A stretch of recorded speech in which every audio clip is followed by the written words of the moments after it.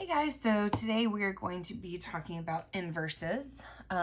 So first thing you need to know that inverses are just a reflection over the y equals x line, which if you don't know, looks like that, okay? Now in order for a function to have an inverse, it must be 1-to-1, which means every x has one and only one y, which means if you remember back in video, the first video 1.01, it must pass the vertical line test first in order to be a function. But to be 1-to-1, it must also pass the horizontal line test. All right, so how do you find the inverse?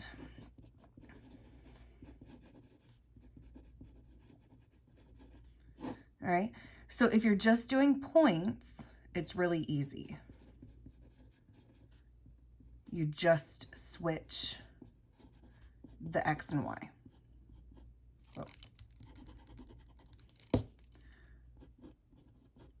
Okay, so for example, if you had -2, 3, the inverse would be 3, -2. Okay, and if you have 1, -5, the inverse would be -5, 1. So if you're doing it for a function,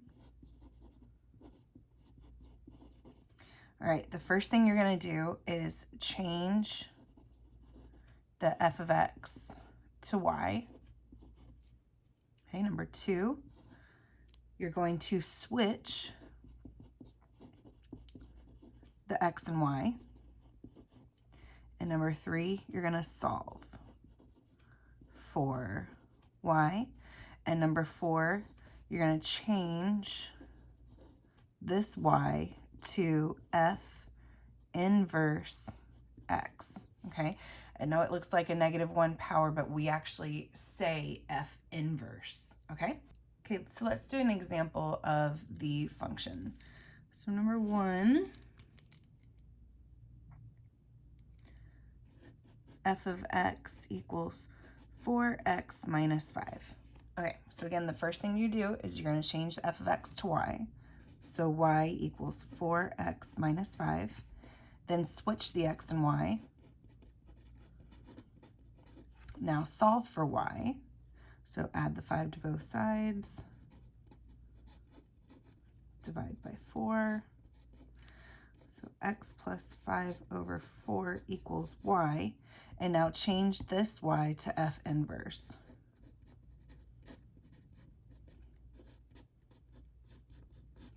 That's it. Do another example.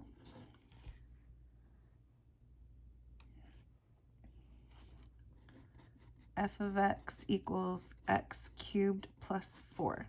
Okay, again, change to y.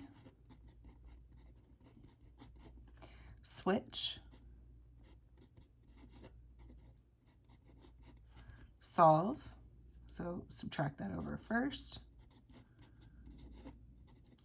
Okay, cube root both sides.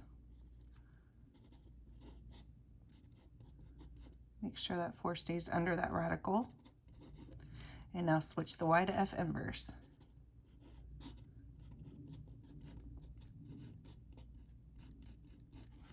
That's it. Let's do one more. How about square root x plus 2? All right, again, change that to the y. Okay, so switch the x and y. Now solve for y. So we're going to square both sides. So x squared equals y plus 2. Subtract the 2 over.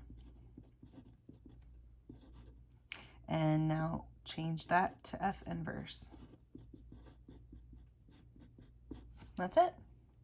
Okay, so now how do you prove two functions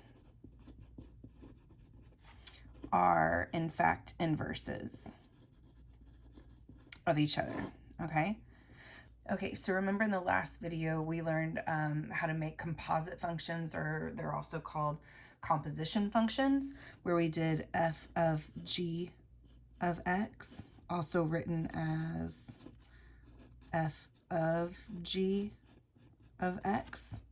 Okay, so if you do f of g of x, and that equals x, and g of f of x also equals x, then f of x and g of x are inverses of each other.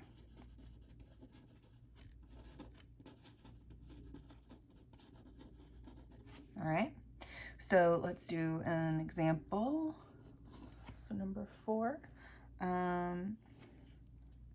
f of x is x squared plus 3, and g of x is square root x minus 3.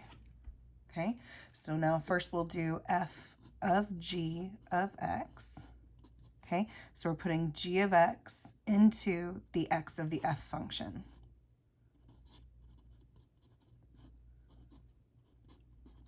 Okay, so first let's do this. So we're going to have to square this. Okay, so root x minus 3 times root x minus 3. That gives us x minus 3 root x minus 3 root x plus 9. So that gives us x minus 6 root x plus 9.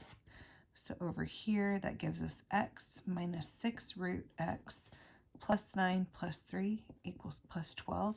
So no, those are not inverses of each other. Okay, now what about 5? Let's see, f of x is 7 over x, and g of x is 7 over x. Okay, so right off the bat, these are the same function. So you're going to think to yourself, oh, they're not inverses because they're the same function. But you still have to do the math because they will always send you tricks like these, okay? So first let's do f of g of x. So again, g of x is going to go into any x in the f function, okay? And that is 7 divided by 7 over x. Keep it, change it, flip it. The 7's cancel. So that equals x, okay? And now we have to try it again for g of f of x. Obviously, since they're the same function, it is going to come out as x as well, but I just want you to see you have to do it for one and the other, okay? But 7 over 7x, again, 7 divided by 7 over x. Keep it, change it, flip it. Equals x, so yes, these are inverses of each other.